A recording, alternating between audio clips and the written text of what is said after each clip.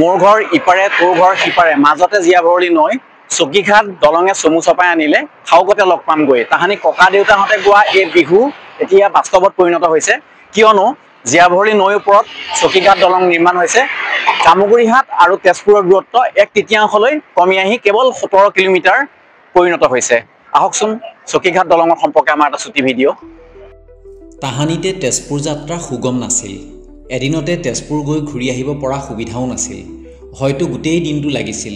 এতিয়া জামুগুৰিহাটৰ পৰা তামোল এখনৰ বাট হ'ল তেজপুৰ 80 দশকৰ আৰম্ভণিৰে পৰা জীয়া ভৰলী নৈৰ দুয়োপাৰৰ জনতাৰ মনত পোখা মেলা সপোনটোৱে সাকাৰ ৰূপ পালে এটা সময়ত কোনোবাই গীতেৰে কোনোবাই আকৌ বিহুৰে প্ৰকাশ কৰিছিল দলং নিৰ্মাণৰ কল্পনাৰ কথা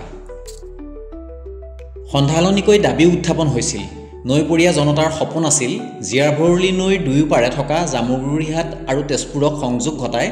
এখন স্থায়ী দলং নিৰ্মাণ হ'লে দীঘলীয়া যাত্ৰাৰ অৱসান ঘটিব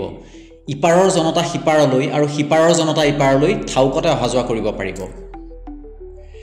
এটা সময় আছিল দুয়োপাৰৰ জনতাৰ আত্মীয়ৰ আহজাহ বজাৰ সমাৰ স্কুল কলেজ কোৰ্ট কাছাৰী চিকিৎসক বৈদ্যৰ দৰৱ পাতি মাটিবাৰীৰ বেচা কিনা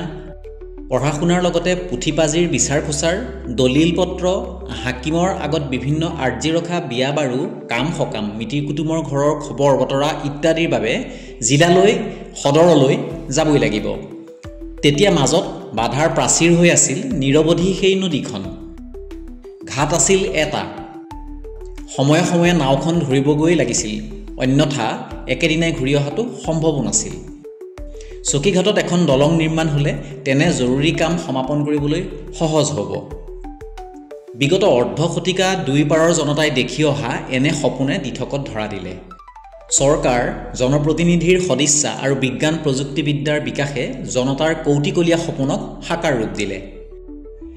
অসমৰ ৰাজধানী শ্বিলঙত থাকোঁতেই অৰ্থাৎ 1972 চনতে উত্থাপন হৈছিল জীয়া ভৰলী নদীৰ ওপৰত দ্বিতীয়খন সাঁকো চকীঘাট দলং নিৰ্মাণৰ দাবী সেই সময়ত জামুগুৰিহাটৰ বাপুজী ভৱনত অনুষ্ঠিত হোৱা এখন ৰাজহুৱা সভাত এই দাবী উত্থাপন হৈছিল অৱশেষত প্ৰায় 2.5 বছৰৰ অন্তত চৰকাৰে এই দাবীৰ ন্যায্যতা প্ৰদান কৰাত উৎফুল্লিত হৈ পৰিছে উত্তৰ পাৰৰ জনতা মুঠ 31টা খুঁটাৰে 1.2 কিলোমিটাৰ দৈৰ্ঘ্যৰ চকীঘাট দলংখন হৈছে একোটা খুঁটাতে 4 খৰণীয়া দলংখন নিৰ্মাণ কৰাৰ কৌশল ভাৰত চৰকাৰৰ ৰাষ্ট্ৰীয় ঘাইপথ আন্তঃগাঁথনি উন্নয়ন নিগম লিমিটেডৰ দ্বাৰা জীয়া ভৰলী নদীৰ ওপৰত নিৰ্মিত চকীঘাট দলংসহ এই নতুন ৰাষ্ট্ৰীয় ঘাইপথে